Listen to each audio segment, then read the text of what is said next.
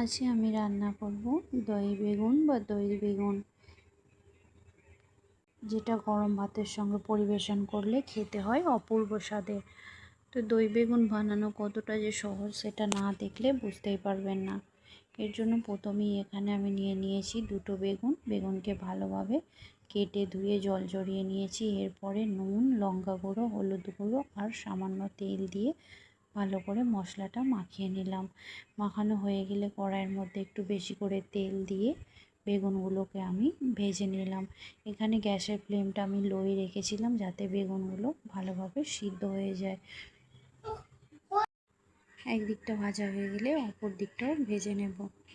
তো বেগুনটা আমি মোটামুটি একটা লাল লাল করে ভেজে নিয়েছিলাম।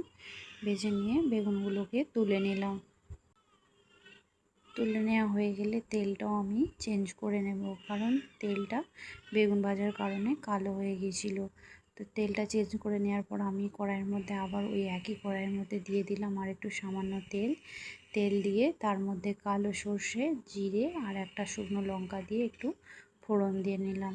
তো কিছুক্ষণ একটু নাড়িয়ে নিলাম। নাড়িয়ে নেওয়া হয়ে গেলে এর মধ্যে আমি কারি পাতা অ্যাড করে দিলাম। কারি পাতাটা দেওয়ার পরও একটু নাড়িয়ে নিলাম, ভেজে নিলাম। ভাজা হয়ে গেলে এর মধ্যে কুচিয়ে রাখা পেঁয়াজগুলোকে আমি দিয়ে নেব আর এর সঙ্গে একটু সামান্য লবণও দিয়ে নেব। পেঁয়াজের সঙ্গে লবণটা দেওয়ার কারণ হচ্ছে যাতে পেঁয়াজটা তাড়াতাড়ি নরম হয়ে যায়।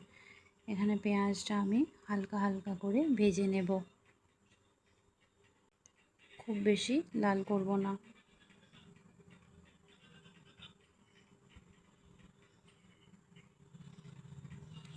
দেখতেই পাচ্ছেন মোটামুটি একটা হালকা কালার এসে গেছে।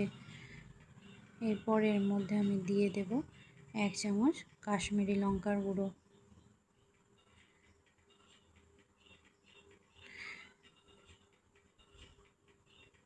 লঙ্কা গুঁড়োটা দেওয়ার পর ভালোভাবে পেঁয়াজের সঙ্গে আমি মিক্স করে নিলাম। মিক্স করা হয়ে গেলে ফাটিয়ে রাখা টক দই, এখানে আমি 250 গ্রাম টক দই ব্যবহার করেছি।